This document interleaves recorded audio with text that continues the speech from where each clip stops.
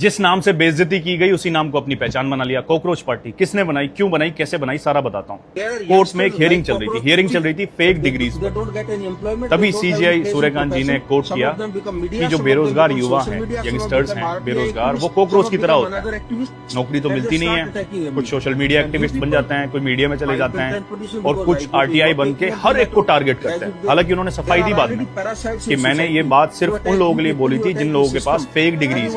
अब ये पार्टी किसने बनाई वो बाद में बताता हूं, लेकिन किन मुद्दों को उठाने के लिए बनाई गई उनमें से एक मुद्दा, एक कहानी ये थी प्रदीप सागवान की। 22 साल का एक राजस्थान के छोटे से गांव का लड़का 3 साल से एक छोटे से कमरे में अपनी 2 बहनों के साथ किराए पर रहता था। उसके परिवार ने सारी जमा पूंजी 8 से 11 लाख रुपए उन पर खर्च कर दी। घर बनने से भी रोक दिया। पापा ने कहा कि पहले तू कुछ बन जा, घर तो बाद में बन जाएगा। सारा कुछ कर दिया। इस बार जब उसने नीट का एग्जाम दिया, 3 मई को नीट का एग्जाम देने के बाद उसने अपने पापा को फोन लगाया और बोला, पापा इस बार आपका बेटा डॉक्टर बन जाएगा, 650 से ज्यादा मार्क्स आएंगे 720 में से, तो अच्छी रैंक आएगी।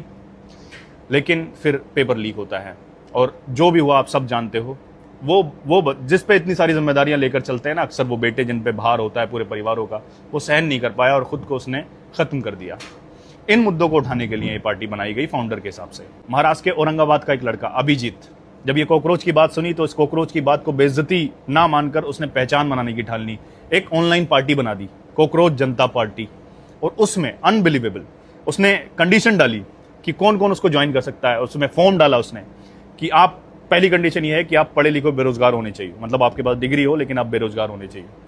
दूसरी, आप आलसी हो, मतलब आपको देश बदलने की आप में जुनून होना चाहिए लेकिन आप आलसी होने चाहिए।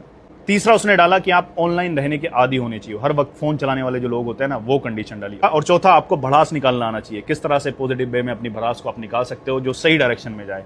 ये 4 चीजें अगर आपके अंदर हैं तो आप ये पार्टी ज्वाइन कर सकते हो। उसने बाकायदा गूगल फॉर्म एक्स पर अपलोड किया और उसका इतना बड़ा असर हुआ कि 2 दिन में ये अपने आप में एक बड़ी पार्टी, हालांकि कोई रजिस्टर्ड पॉलिटिकल पार्टी नहीं है, लेकिन किसी भी पॉलिटिकल पार्टी के इतने ज्यादा, पूरी दुनिया में इतने ज्यादा फॉलोअर्स नहीं है जितने उसने 2 दिन में बना लिए। पार्टी का मैनिफेस्टो क्या रखा है कि 50% रिजर्वेशन मिलना चाहिए वुमेन को कैबिनेट में।